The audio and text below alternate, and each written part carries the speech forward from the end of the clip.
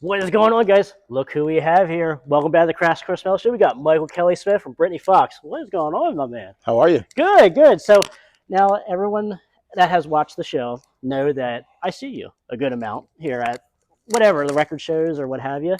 And you always tell me some nice little stories from back in the day and the albums that you grew up on. And because Michael Kelly knows a lot about the 80s metal scene and stuff like that. But his real love is in the 70s scene. Correct. Rock and metal scene. So certainly we have a couple albums that here that we're going to talk about that means that Michael Kelly has something to tell us about the albums and just his views on the albums as well. So Got a whole stack right there. Yeah. So cool. Yeah. So, but you want to let people know just how you're doing, like what kind of you're up to, or just.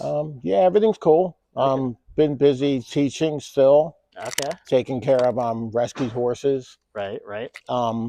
Playing a lot, writing a lot, and normal routine. Really. Okay. Cool. So, and then also too, like your merch store, all donations go to. Correct. All proceeds farm, benefit right? Or horse rescue. Horse rescue. Okay. All right. Cool. So yeah, I will put the link in the description of the video as well to Michael's store if you guys want to check it out. So let us get to our first album here, Michael, and we're gonna go with Deep Purple Burn. So this is with David Coverdale. Yes. In Deep Purple. So tell me a little bit. And Glenn Hughes. Yeah. So tell me a little bit about this album for you. Spectacular. Awesome. One of my favorite Deep Purple albums. I agree. In addition to, of course, Machine Head and Who Do We Think We Are? Okay. Which are both just extraordinary albums. But this is right up there with them. This is a must-have for any 70s hard rock record collector. This would be a vinyl record. Some people may not be familiar. Well, yeah, but I would agree with you totally, because this is one of the Deep Purple albums that I gravitate to. When I pick one up, this awesome. Is usually the one that I pick up. Yeah, it's awesome. Now, are you a fan of the next album, Stormbringer? No. Okay. No, they dropped the ball on that one. Okay. What do you think the difference was for you, anyway, from this album to that album? The songs, the production's good, and there's a few good moments on it, but compared to this, not even in the ballpark. Yeah. Sail Away. Yeah, Sail Away is an amazing song. Yeah, but I mean, I'm not sure how that album, followed this one immediately. Always shocked by that. It seems like it should have been 2 or 3 albums later for that kind of decline, in my opinion. Mm-hmm. Like, it's an okay album, right? But it's not anywhere near this. Yeah. So this is a must-have right here. Okay. So Deep Purple Burn. So that's the first one here that Michael loves to talk about. So this is another one here. We have Rod Stewart's, 74? Is it? 5 maybe. Okay. So yeah, mid-70s Rod Stewart, rock and roll Rod Stewart. And we have Atlantic Crossing. So tell me a little bit about this album. Okay. Best thing about this album is probably the cover. Yes. The cover art is cool. It's a good album. It's not I wouldn't say it's necessarily classic Rod Stewart, like the early 70s stuff. Right. Which is still my favorite, but this is a highly recommended. Maybe not a must-have, but highly recommended. And my favorite track on here is Stone Cold Sober. Yes. Yep. Really awesome. So, yes. That's one that I certainly agree to too. The Atlantic Crossing, that is a really good.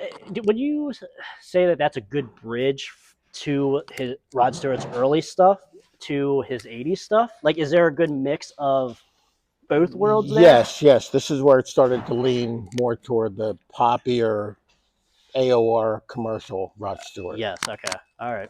And then what the other track on there, 3-Time Loser as well? Yeah. Great song. Great song. Really good. And even the cover of Sail Away. Or not Sail Away. I know. Is it? Drift Away. Drift Away. Yeah. Even Drift Away is a really good cover. So I like it. It's a good album. It's certainly one that I understand why people like. Because I like you, I do prefer the earlier ones like Singing Again, Rod, and stuff like that. But this is still a very solid release for Rod Stewart. Very cool. All right, so I know this one here is going to be one of your favorites. Absolutely. So, what can you tell me about Razamanazz? Now, yes, not the band. Yeah, no, we can get to that. But tell me about this album first. Okay. This is the one of the first really hard rocking Nazareth records compared to the two that preceded this. Mm-hmm. This is when they were really found their own kind of heavy vibe. Okay. This is a must-have, absolute. Every song is great. Produced by Roger Glover, and yeah, I grew up on this and learned guitar to this. Learned at least half the songs on this album. Okay. When I first started playing, right. And later borrowed the name for a band that I had in the early '90s. I always loved the name of this album, so I thought it would make a good band name. Yep. So there you have it. This is a absolute must-have right here. And the Razamanaz band album Yes. is a must-have as well. So because Cool. honestly, I because agree. I remember when like a couple months ago you found that here on one of the stands, and you're like, you have to get this if you don't have it, and I didn't have it, so well, you do now. Yes, I do, and it's a really good album. It's right up there with Hair of the Dog. Oh, to me, absolutely. You know? Yeah. Absolutely. Yep. Very good stuff. So must have. Man, urgency. So okay, so now I got to ask this question now with this, since we brought up Razamanaz. Okay. Did you have all those songs written already, or was it kind of a band effort? Like, did Corey help with the writing at all, or Corey co-wrote a little bit. A lot of those songs were actually ideas that I had prior to the Britny Fox Bite Down Hard album. Okay. In fact, one or two of the tracks I think were done as demos for Britny Fox. Really? I think we did a couple demos, and then one or two ended up on the Razamanaz CD album. Okay. Right. So, yeah. Okay. All right, cool. Because I always thought that when I listened to that album, I'm like, I wonder how many of these were kind of just like that you just didn't have for Britny Fox, or was it like a collective effort, you know? So, yeah. Okay. Well, not so much a band collective effort, but Corey co-wrote some of the stuff on there, and then some of the stuff was leftover ideas that I had for the Britny Fox demos for Bite Down Hard. Okay. All right. Very cool. All right. So the next one here, the main reason why I wanted to bring this up to clear the air on a couple of things that gets thrown around, some rumors that get thrown around. But first, let's talk about this album and Gene Simmons. So this album, where does it rank in your Kiss makeup? Now, are you a fan of Kiss makeup era? Oh, absolutely. Okay. All right. So yeah, the best stuff was the first, first batch of albums. Yes. So you're not up to this. Actually. Okay. All right. So and then Creatures was awesome. Yes. Yeah. Obviously. I agree.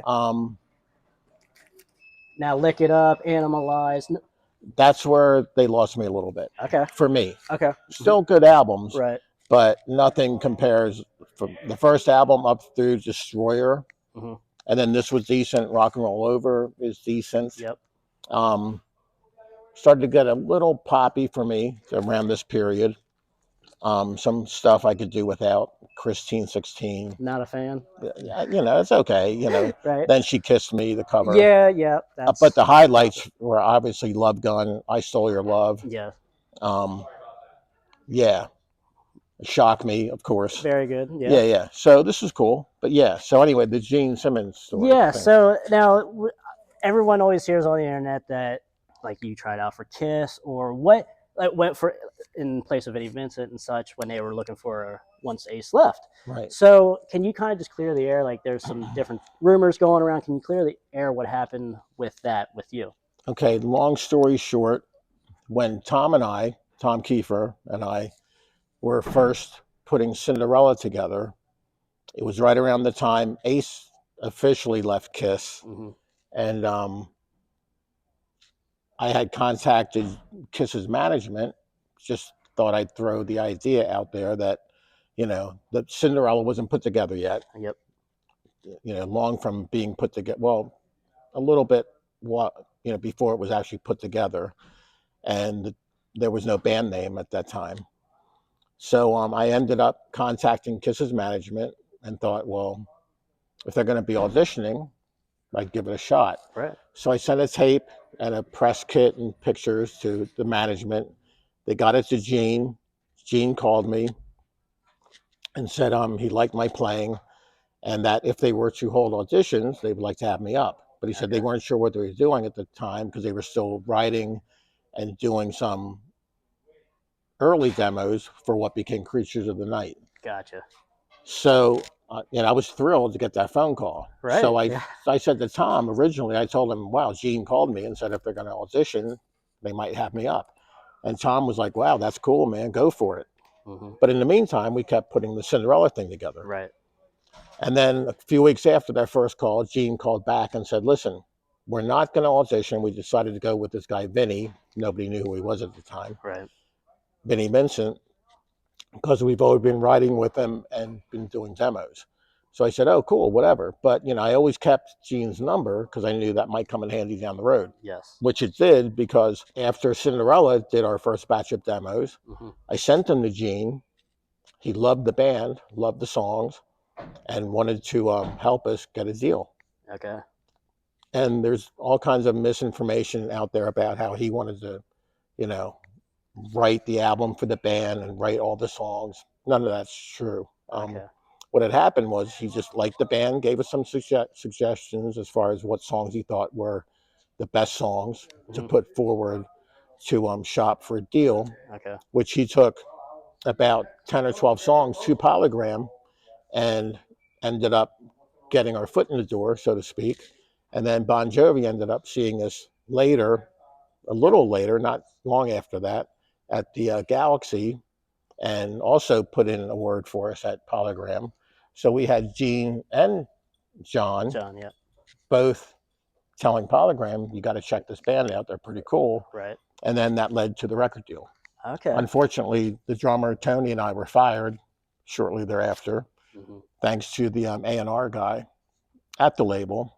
So that was a management thing, not a band firing per se? No, no, the band never had no plan on replacing anybody. Right. But the band had already been through so many labels, and we had so many labels turn us down, even multiple times, the same label. Yeah. Saying the band, this is Cinderella, either sounded too much like Aerosmith or Kiss or AC/DC, which is ridiculous. I mean, to think that, wow, okay, well, you sound like AC/DC or Aerosmith or Kiss. That's not good. Yeah, I get same thing with like Kingdom Come, when people as a knock that they sound like Led Zeppelin. Who cares? Like, they still sound great. Like, I don't get why that's a blemish on a band. But I mean, they were really Zeppelin sounding, whereas we just we had elements of Kiss, Aerosmith. You can tell you were just and AC/DC. Yeah, you were influenced. Nazareth, whoever. We had all those influences. So anyway, long story short, the band was pretty much looking at the Polygram offer as the last chance. Okay. So when the A&R guy said he wanted a new drummer, a new guitar player, or he wasn't going to sign the band, that put Tom and Eric in a bad position. Right. And really, they had no choice. Yeah. So in order for them to sign the Polygram, Tony and I were fired, at which point we got together with Dean and started Britny Fox. Right. So that's the story. Okay. That's the short version. Yes. Okay. Very cool. Yes, so thanks for clearing the air, because because you see a lot of different videos on YouTube. Oh, all kinds of Well, see, things get twisted a lot. Right. Yeah. Okay. Because as stories get passed around, the next thing you know, there's complete untruths. Yes. That woven into the real story. Yeah, it's just the same thing. Like in a classroom, you got 5 kids in a circle, and you tell one kid one story, and tell by the time it comes around, it's an entirely different story. Correct. Yo, what's up, guys? I just wanted to jump in right here in this video and say thank you so much for watching so far, and for watching all the other videos as well that we post. And also, can you guys click the like button? Help us get out, push us out into the YouTube algorithm for all other metal fans to find us and to find this music, and also fans that aren't aware that they're fans of this music and of these bands and such that we like to talk about here. And also, too, if you guys want to subscribe, hang out, build this community up like it used to be back in the golden era of rock and metal, especially in the 80s and such. That's our goal here, and it takes me and every single one of you guys as well to keep this genre alive, and keep it prospering into the future. So that is a big goal on this channel.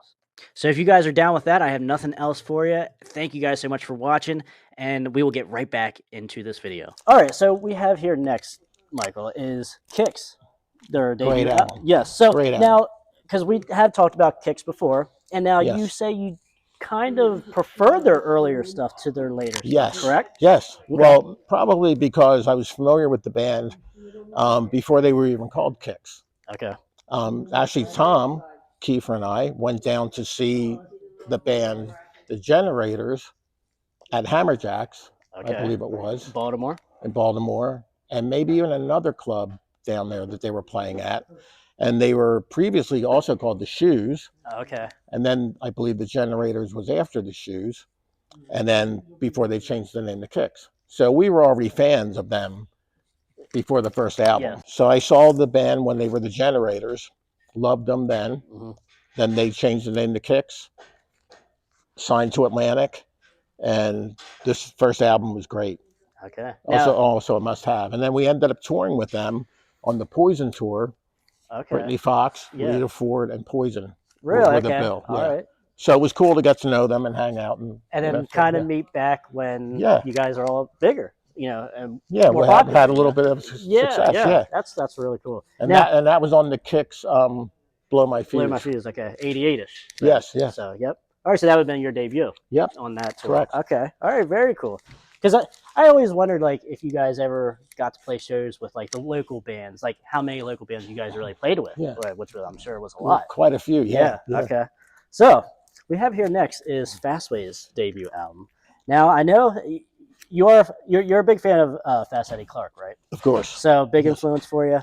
Now, well, I mean, uninfluenced. Okay. I mean, I liked them, and they were like mid '80s. Okay. My main influences are all '70s guitar players. Okay. Everyone from Mick Ronson, Leslie West, Richie Rano, Stars. Okay. Yep. Rod Price, Foghat. Gotcha. Manny Charlton, Nazareth, Jimmy Page, Joe Perry, of course, all those guys. Yeah. But anyway, so when this came out, I was like, wow, cool. Dave King, great singer. Very. Great songs, Easy Living. Of course, Say What You Will. Mm-hmm. Heft. Yeah. Pretty good. Now, were you a fan? Are you a fan of the other albums that came after at all? Yeah, I liked them all. I liked them all. Like, even like the Trick or Treat soundtrack. Did you? It's okay. Okay, all right. Because I know that's like a big cult favorite now. Like, yes, that's like the one that everyone talks about now. It took 30 years. But yes. Yes, and when it came out, I don't think people were too fond. Right, of it didn't sell well. No, not at all. So, but yeah, that took a while. But this is the best one. Yeah. Okay. All right. For sure. Definitely that. Other than the Trick or Treat there, the last couple of years, more people would point to that as their favorite. Yes. So last one here that we have for you guys is Bite Down Hard. Hey guys, my name is Lorraine Lewis from Femme Fatale, and you are watching and listening and learning from the Crash Course Metal Show with Trevor Crash Knight. Check it out. Yeah. So, Michael, do you mind telling me a little bit about how did you come up with this album cover? Yes. The idea. Yes. Okay. The name, the title was my idea, along with the concept for the album artwork. Okay. And it just seemed fitting for what we were trying to do at the time with the new singer, and the material was pretty much on the heavy side, maybe just a bit more than the first two albums in some respects on some tracks. Right. Like Six Guns Loaded, Louder. I'm Shot from My Gun. And then the rest of the stuff kind of falls into pretty much the same category as the first two albums. Yeah, I can agree with that. And then Tommy's vocal, raspy, and that was important because we were still playing and doing, the first two albums material. Right. Now, did you was there any type of sleaze influence? Because this isn't necessarily a sleaze album, but if someone likes sleaze, that subgenre of hair metal, if you will, I point to this album as like your sleaze kind of try. You have a little bit of a sleaze sound for 1991. And that's what was. I've heard that, and I think that was just a matter of the timing. Okay. I mean, that was not even on our mind. Right. Yeah. We just knew we had song ideas, and Bill and I co-wrote this entire album with Tommy. Okay. And we were kind of on our own. Right. We were seen as the main songwriter, Gotcha. so to speak, which she was. But, you know, Bill and I had quite a bit of, we contributed greatly to those first two albums as well, without credit. But on this album, we had to step up and come up with, you know, an album's worth of material on our own with a new singer. Right. Now, so, yeah. did Tommy previously write for Gilson, right? His previous band? He had a band called Gilson, yes, which was a far cry from what we were doing. Yeah. Nothing like it. Really. Right. It was but like, you know. Now, like, he brought that experience of songwriting over to you guys, you think? I guess maybe, but I think he just adapted to what he thought was a Britny Fox style. Okay. All right. You know, all he had to go on was the first two albums. Right, yeah. So he kind of, you know, analyzed that, I think. Okay. And brought that way of thinking to the songwriting process. Okay, that makes sense. Yep. Yeah. So we were not trying to go for anything other than what you wanted to do. Right. Yeah. Okay. We weren't trying to fit into any sub genre or anything like that. We just knew we wanted 10 great songs. Yes. And then I suggested Midnight Moses as the cover because I like doing one cover. I was going to say that is a theme for the Britny Fox albums, I always thought it was a good idea to do one, not 2 or 3, but one cool cover song on each album. I always thought it seemed like the right thing to do, especially with our style of, you know, what we sounded like. Right. And it seems like the 3 covers I did on your first 3 albums were big influences of you. Exactly. You know, yeah. Well, Goodbye to Jane, Slade, of course, grew up with Slade. Nazareth, Hair of the Dog, and then sensational Alex Harvey Band for this album. So it just seemed like the logical next step. Right. So yeah, very proud of this album. Yeah. And production is great. But proud of my playing on this. Tommy's great. The whole band was. We were really, for a band that has just gotten a new singer, gelled pretty quickly. Yeah, we gelled quickly. We had great chemistry, and since we had all the touring experience and playing experience up to this point with Dean, all that kind of came together on this record. Okay. So we were tight. And we were on top of our game. Because I was going to say, it seems like on this album, you kind of really take over as far as like the riffage, the guitar playing. I mean, because you are the main guitar player, but like your solos just seem kind of not miles ahead, but like just more up front, you know, if you will. Like it seems like you kind of have an attitude to your playing on this album more so than the first. Yeah. Well, we had a different mindset too. Okay. We had something to prove. Yes. Yep. That's the other part of it. Okay. And that's certainly, you can tell that's what we were out. We had something to prove that we could be a good band without Dean. Yeah. And we did it right here. Okay. And I 100% agree.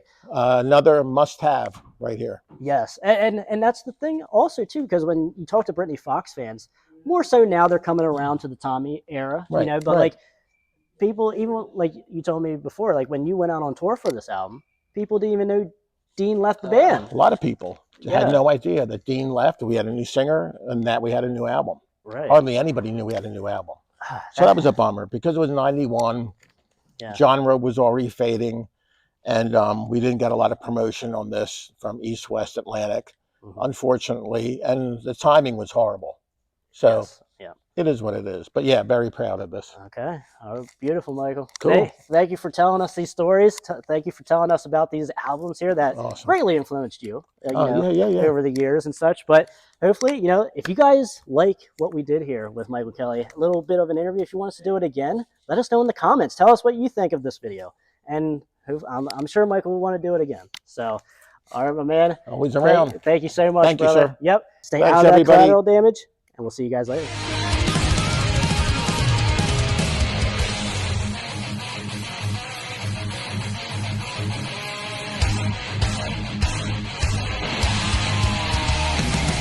Yeah, I wrote that. It's called I Want to Rock Your Body. And then in parentheses it says to the break of dawn.